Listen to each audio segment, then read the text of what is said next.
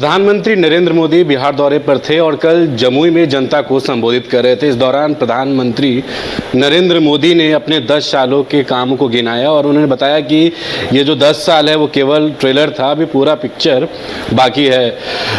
RJD और कांग्रेस नेताओं पर उन्होंने बड़ा आरोप लगाया है। इस वक्त हमारे साथ आरजेडी के विधायक हैं भाई वीरेंद्र, बात करने के लिए।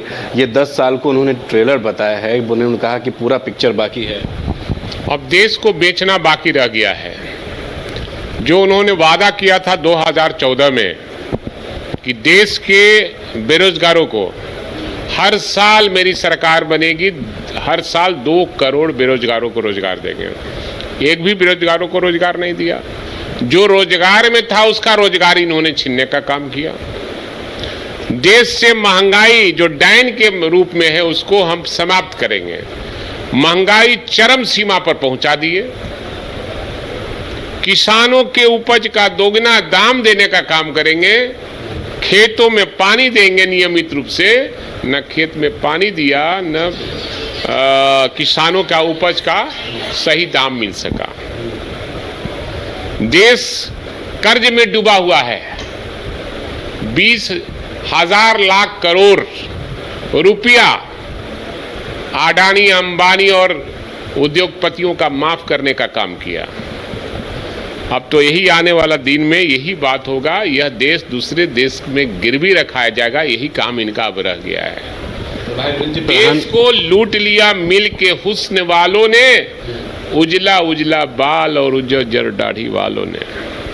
प्रधानमंत्री परिषद निश्चित रूप से और प्रधानमंत्री क्या कहेंगे? उन्होंने कहा था कि हमारा क्या है, हम उठेंगे और कमंडल लेके हिमालय के तराई में। तो आप तैयारी कर लीजिए प्रधानमंत्री जी, हिमालय के तराई में जाने की तैयारी कर लीजिए कि बिहार के लोग जब अंगड़ाई लेता है देश में परिवर्तन होता है। चाहे देश की आज़ादी की लड़ाई, क्रांति, देश में जो क्रांति हुई थी 1942 में, महात्मा गांधी ने नारा दिया था, अंग्रेजों भारत छोड़ो को नारा दिया था। और 1974 में आपातकाल के खिलाफ में आदरणीय लालू प्रसाद यादव ने संपूर्ण क्रांति का नारा दिया था और जाकर जयप्रकाश नारायण जी से बोले थे कि ये देश के स्तर पर ये क्रांति करवाइए। तो ये क्रांति हुई थी, देश में परिवर्तन हुआ था।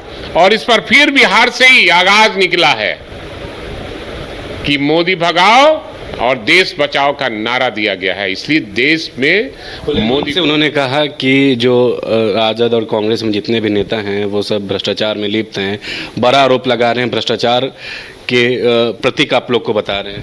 नहीं, देखिए, देश के प्रधानमंत्री और जितने भ्रष्ट हैं और उनकी सरकार एनडीए जितनी भ्रष्ट है देश और दुनिया में नहीं। भ्रष्टाचारियों का जमात, अरे उनके यहाँ जमात है ना। उनके यहाँ इतना अच्छा मशीन है कि जितना भ्रष्टाचारी जाता है वो धुल कर और अच्छा आदमी हो जाता है।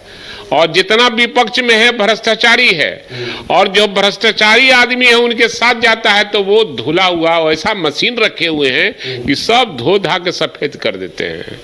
इसलिए प्रधानमंत्री जी, देश की जनता आपको कभी माफ नहीं करेगी। आपका शासन सबको याद करेगा।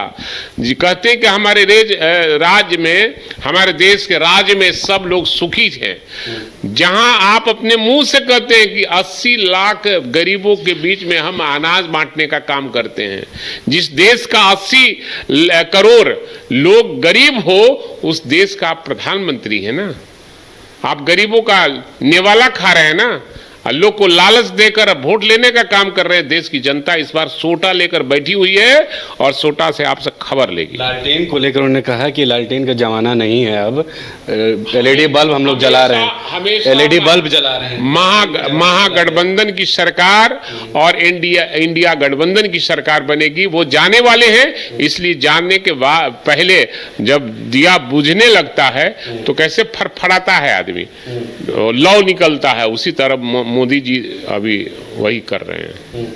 अच्छा भाई जी, एक और सवाल लेंगे। ये रोहिणी आचार्य जिस तरीके से सारण में उन्होंने प्रचार किया है, रोहिणी आचार्य को लेकर क्या कहेंगे? जिस तरीके से उन्होंने प्रचार किया है सारण में, उम्मीद है जनता, सारण की जनता उनके साथ? निश्चित रूप से रोहिणी देश की बेटी है, बिहार की बेटी है, और उन्होंने अपने पापा को किडनी दी है, और देश की जनता एक वैसे बेटी को इज्जत और सम्मान करेगी जिसने एक किडनी देकर अपने पिता का जान बचाने का काम किया है। सारण में उनका वर्चस्व निश्चित रूप से वर्चस्व है। अब वो चुनाव हारेंगे और हमारी रोहिणी जीतेगी।